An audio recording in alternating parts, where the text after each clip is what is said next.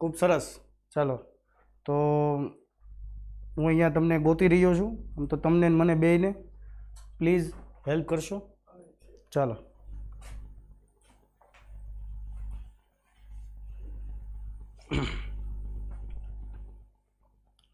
નમસ્કાર વિદ્યાર્થી મિત્રો, યુથ એજ્યુકેશન વિદ્યાકુલની અંદર હું જિગ્નેશ ગોંડલિયા આપ સર્વ વિદ્યાર્થી મિત્રોનું હાર્દિક હાર્દિક હાર્દિક સ્વાગત કરું છું.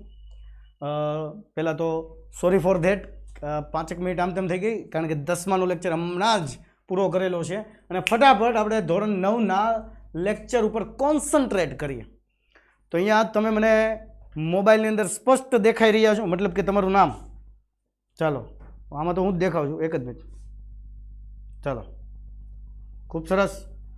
શુભમ છે આવી ગયા છે ભાઈ, ગુડ ઇવનિંગ બેટા. અનિલ જિંજાળા આવી ગયા છે. ઓહો કિંજલ પટોળી આવી ગયા છે. સ્મિત ફળદુ આવી ગયા છે.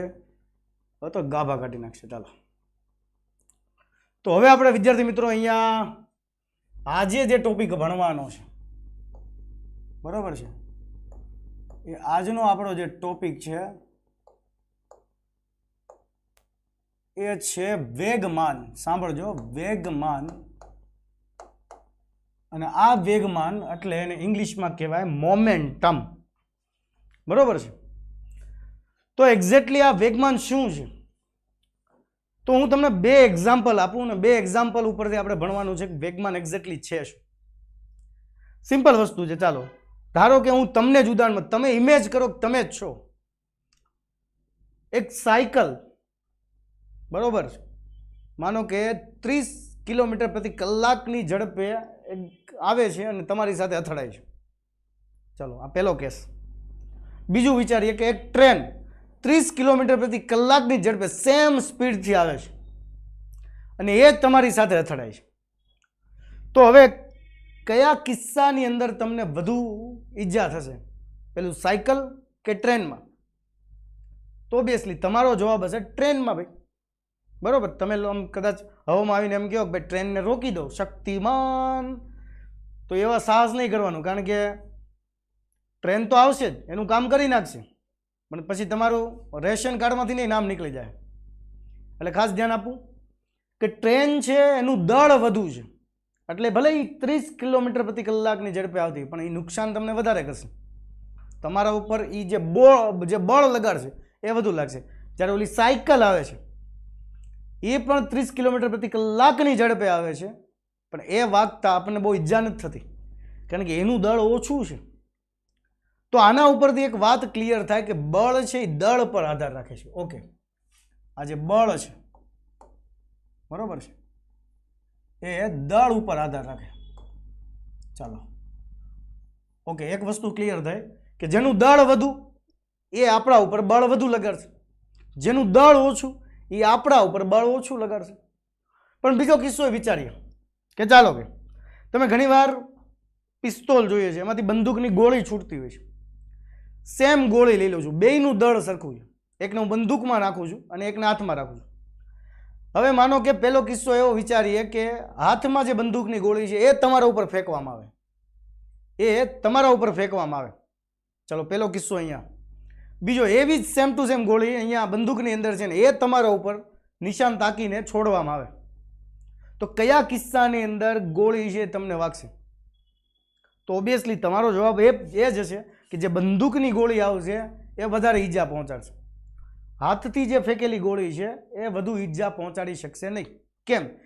કારણ કે બહુ સિમ્પલ છે, અહીંયા દળ બેયનું સરખું છે, પણ અહીંયા સ્પીડ બેયની જુદી જુદી છે.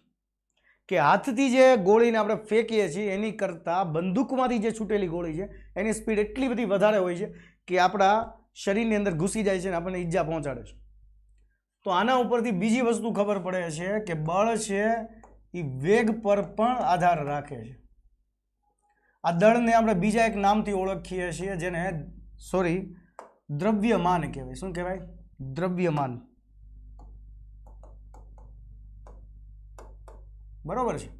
ચાલો તો દળ એ જ દ્રવ્યમાન. એટલે આપણે દર વખતે વૈજ્ઞાનિકોનો શું પ્રોબ્લેમ આવતો કે જ્યારે પણ બળ વિશે સમજાવવાનું થાય ત્યારે એને એવું કહેવું પડે કે બળ છે એ દ્રવ્યમાન, એટલે કે દળ પર આધાર રાખે છે, બળ છે એ વેગ પર પણ આધાર રાખે છે.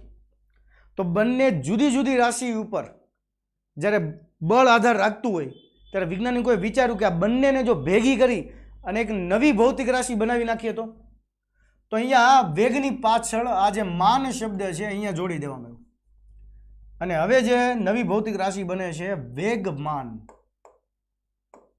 તો આ એક શબ્દ બોલવાથી ખબર પડી જાય કે બળ છે એ વેગમાન ઉપર આધાર રાખે છે. તો ત્યારે વેગ અને દળ ઉપર આધાર રાખે છે એવું આપણે સેપરેટલી જુદું જુદું બોલવું પડશે નહીં. તો આવી રીતે બળ છે એ વેગમાન ઉપર આધાર રાખે છે. તો આપણે હવે વેગમાન વિશે ભણવું પડે. તો સિમ્પલ વસ્તુ છે કે હવે આપણે જો ભણીએ કે વેગમાનની જો વ્યાખ્યા આપણે કેવી હોય તો અહીંયા તમે જોયું કે બળ છે એ દળ અને વેગ બંને ઉપર આધાર રાખતો હોય તો દળ અને વેગનો જો ગુણાકાર લેવામાં આવે તો એ વેગમાન કહેવાય. તો અહીંયા વેગમાનની સૌથી સિમ્પલ વ્યાખ્યા અહીંયા લખીએ કે પદાર્થના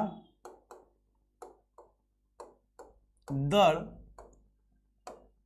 અને વેગના ગુણાકારને, બરોબર છે, પદાર્થના દળ અને વેગના ગુણાકારને પદાર્થનું વેગમાન કહે છે. તો આના ઉપરથી બહુ સિમ્પલ વસ્તુ આપણને ક્લિયર થઈ જાય છે કે ભાઈ કોનો કોનો ગુણાકાર લેવાનો છે. ભાઈ દળનો અને પદાર્થના વેગનો, બરોબર. એ ગુણાકાર તમે લ્યો છો તો તમને જે મળે છે એ મળે છે વેગમાન મળે છે, બરોબર. તો આના ઉપરથી સૂત્ર બની જાય કે વેગમાન હાઈ ગરમી, હાલો ભાઈ. તો વેગમાન એટલે પદાર્થનું દળ ગુણ્યા પદાર્થનો વેગ. ચાલો આગળ વધીએ.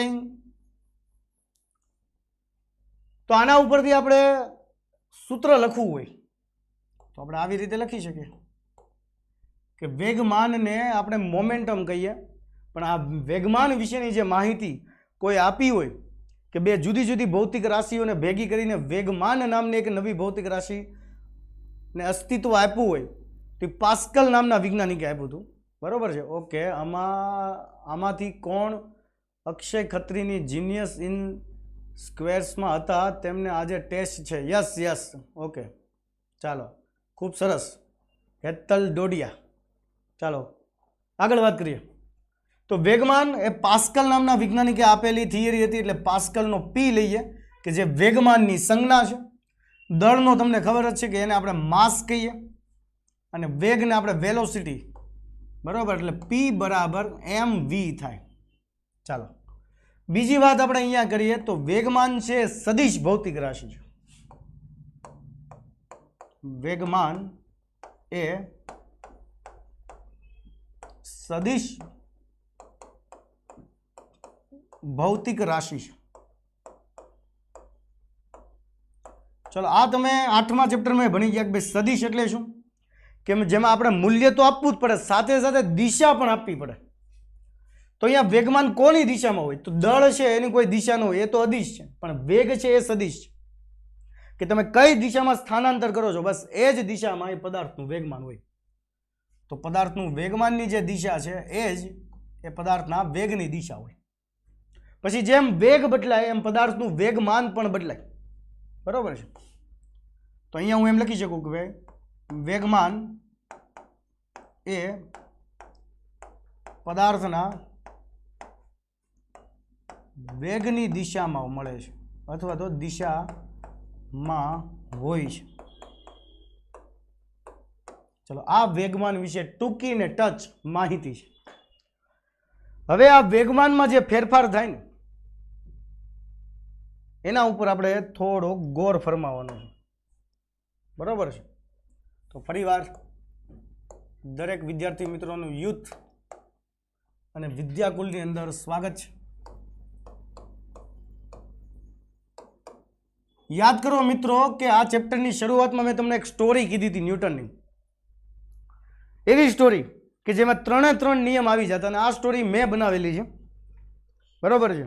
આ સ્ટોરીના સર્જન જે કાંઈ તમે કહો એ કરતા હું જ છું, પણ એ સ્ટોરીને હવે આપણે આ બીજા નિયમ માટે લાગુ પડે. તો હવે આપણે આજે જે ભણવાનો છે એ ન્યૂટન સાહેબનો ન્યૂટનના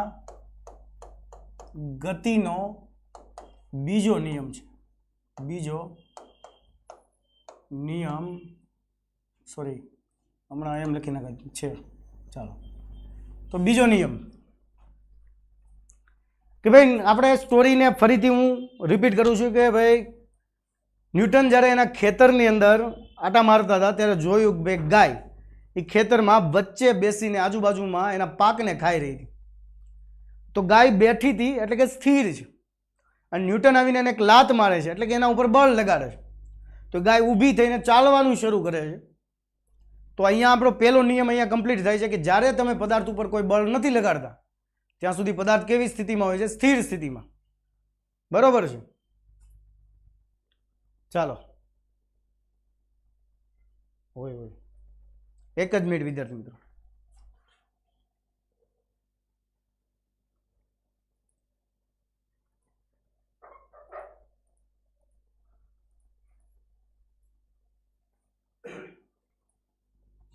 બતાવો છે. ચાલો, તો અહીંયા ધ્યાન આપો.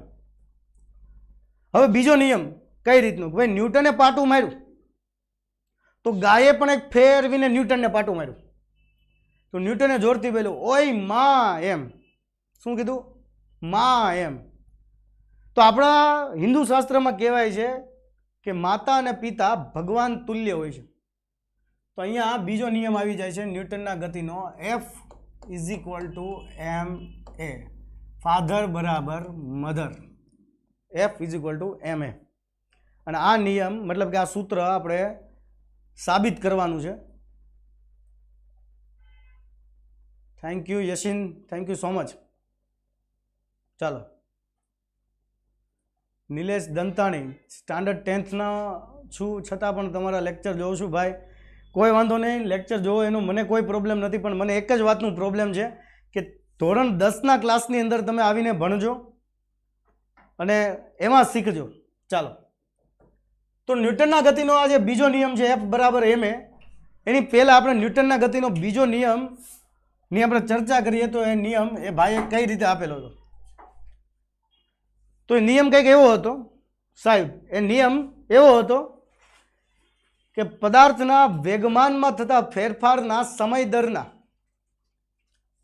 સમપ્રમાણમાં પદાર્થ પર લાગતું બળ હોય છે. બહુ સિમ્પલી રીતે લખું છું કે ભાઈ પદાર્થ પર લાગતા બળનું મૂલ્ય, કોઈ પણ પદાર્થ ઉપર બળ લાગે તો પદાર્થ પર લાગતા બળનું મૂલ્ય એ પદાર્થના વેગમાનના ફેરફારના સમય દરના સમપ્રમાણમાં હોય છે. સમપ્રમાણમાં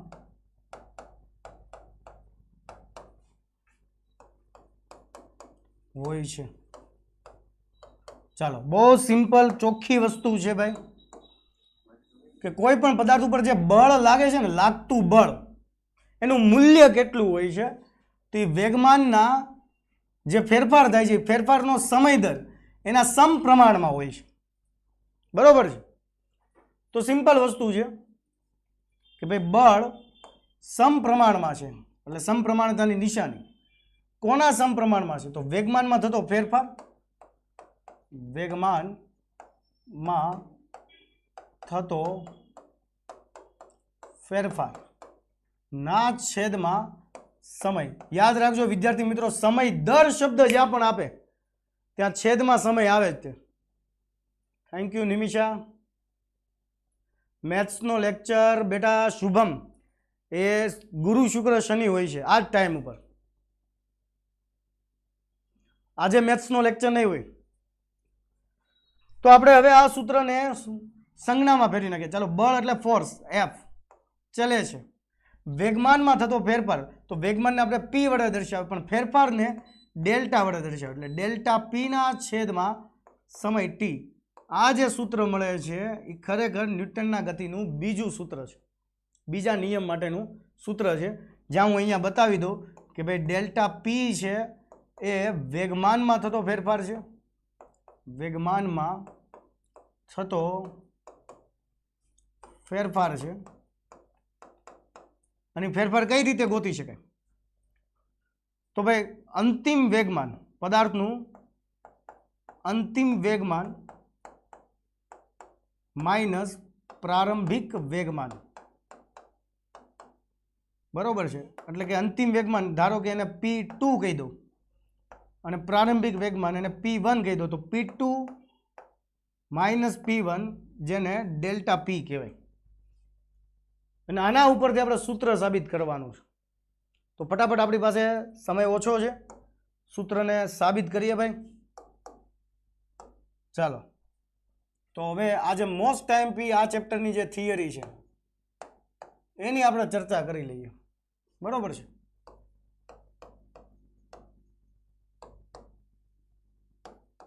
ચાલો કે ભાઈ એફ બરાબર MA એટલે કે ફાધર બરાબર મધર નું સૂત્ર તારવો, સૂત્ર તારવો.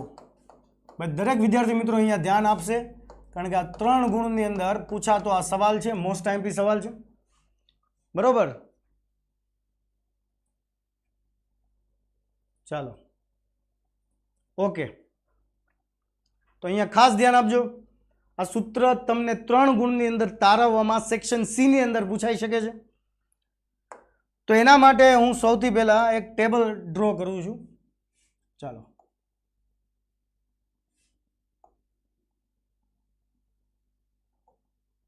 આ એક ટેબલ છે.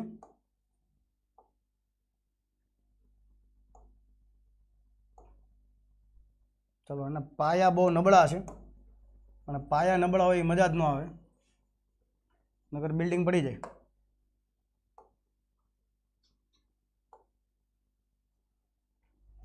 ટેબલ નાનું બતાવશું પણ સારું બતાવશું. ચાલો,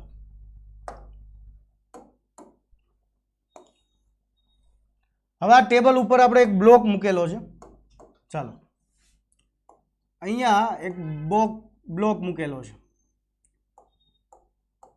આ બ્લોકનું દળ m જેટલું છે અને પ્રારંભમાં એ સ્થિર છે, તો એની સ્થિર અવસ્થામાં ગતિ ધારો કે u જેટલી છે, અને એના ઉપર ધારો કે હું F જેટલું બળ લગાવી દઉં છું, F જેટલું બળ લગાડું છું. તો એ પદાર્થ કંઈક સ્થાનાંતર કરીને ધારો કે અહીંયા B પોઝિશન આગળ પહોંચી જાય. આ A પોઝિશન છે બ્લોકની, આ B પોઝિશન છે. ચાલો, અને અહીંયા ધારો કે પહોંચે છે ત્યારે એનો જે અંતિમ વેગ છે, અંતિમ વેગ એ v જેટલો છે, પણ એનું દળ તો એટલું જ રહેશે ને, m જેટલું, જે શરૂઆતમાં હતું અંતમાં, બરોબર છે.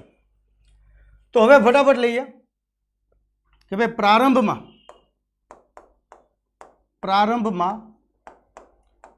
m દળનો પદાર્થ સ્થિર હોવાથી તેની અથવા તો તેનો પ્રારંભિક જે વેગ છે, તેનો પ્રારંભિક વેગ u છે. તો તમને એની પ્રારંભિક વેગમાન, મતલબ કે પદાર્થનો પ્રારંભિક વેગમાન કે જેને હું P1 નામ આપી દઉં, ચાલો P1, તો એ કેટલું મળશે? દળ ગુણ્યા વેગ. ચલો, દળ કેટલું છે? તો દળ છે m જેટલું, અને એનો પ્રારંભિક વેગ કેટલો છે? u જેટલો. તો m ઇન્ટુ u જેટલો એનો પ્રારંભિક વેગમાન મળે છે. પછી આપણે શું કર્યું? બહુ સિમ્પલ, કે પછી એ પદાર્થ ઉપર આપણે F જેટલું બળ લગાડ્યું. હવે તે પદાર્થ પર F જેટલું બળ લગાડતા તે પદાર્થ t જેટલા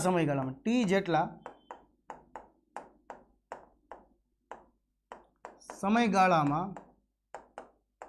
v જેટલો અંતિમ વેગ પ્રાપ્ત કરે છે, બરોબર છે. હવે એનો અંતિમ વેગ v જેટલો થઈ જાય છે. અહીંયા જોજો તમે, અંતિમ વેગ એનો કેવો થઈ જાય છે? v જેટલો. પણ એના દળમાં કોઈ ફેરફાર નથી થતો. તો હવે આપણને અંતિમ વેગમાન, પદાર્થનું જે અંતિમ વેગમાન છે, ધારો કે એને હું p2 નામ આપી દઉં, તો p2 કેટલું થાય? તો વેગમાન એટલે દળ ગુણ્યા વેગ. પણ હવે અંતિમ વેગમાન અને દળ, તો mv જેટલું દળ થશે. કેટલું? સોરી, વેગમાન કેટલું થશે? mv જેટલું થશે. તો હવે ન્યૂટનના ગતિના બીજા નિયમ પરથી, ચાલો, ન્યૂટનની ગતિના બીજા નિયમ પરથી આપણે આવું લખી શકીએ કે ભાઈ એફ ચલે છે ડેલ્ટા પી ના છેદમાં ટી. બરોબર છે? તો ડેલ્ટા પી એટલે આપણને ખબર છે ભાઈ, પરંતુ ડેલ્ટા પી એટલે P2 માઇનસ P1 આપણે આગળની થિયરીમાં જોઈ ગયા. તો ચાલો કિંમત મૂકીએ કે ભાઈ એફ ચલે છે ડેલ્ટા પીની જગ્યાએ P2 માઇનસ P1 ના છેદમાં ટી લખી શકાય. ચાલો, તો એફ ચલે છે, P2 ની વેલ્યુ કેટલી છે? mv માઇનસ P1 ની વેલ્યુ કેટલી છે? mu ના છેદમાં ટી. બંનેમાંથી m કોમન નીકળશે, તો f ચલે છે m કૌંસમાં v માઇનસ u ના છેદમાં ટી. બરોબર છે? ચાલો, તો હવે તમને આ વસ્તુ ક્લિયર થાય છે, આટલી વસ્તુ કે ભાઈ v માઇનસ u ના છેદમાં ટી આખું જે પદ છે એ તો તમને 8મા ચેપ્ટરની અંદર બતાવે છે કે ભાઈ v માઇનસ u એટલે કે વેગમાં થતો ફેરફાર અને એ માટે લાગતો સમય એટલે એને પ્રવેગ કહેવાય એ. તો v માઇનસ u ના છેદમાં ટીની જગ્યાએ હું એ મૂકું તો હવેનું જે સૂત્ર છે એ આગળ કંઈક આવું બની જશે કે ભાઈ એફ ચલે છે એમ એ, અને ચલેની નિશાની દૂર કરો તો એક અચળાંક મૂકવો પડે, એફ બરાબર કે એમ એ. બરાબર?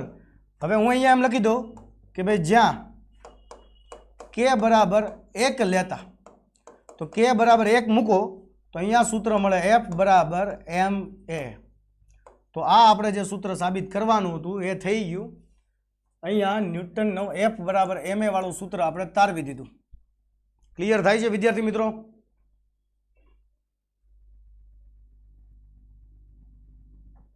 સ્ટાન્ડર્ડ 10થના લેક્ચરનો ટાઈમ સોમ મંગળ બુધ 4:45 થી 5:30 વાગ્યા સુધીનો છે.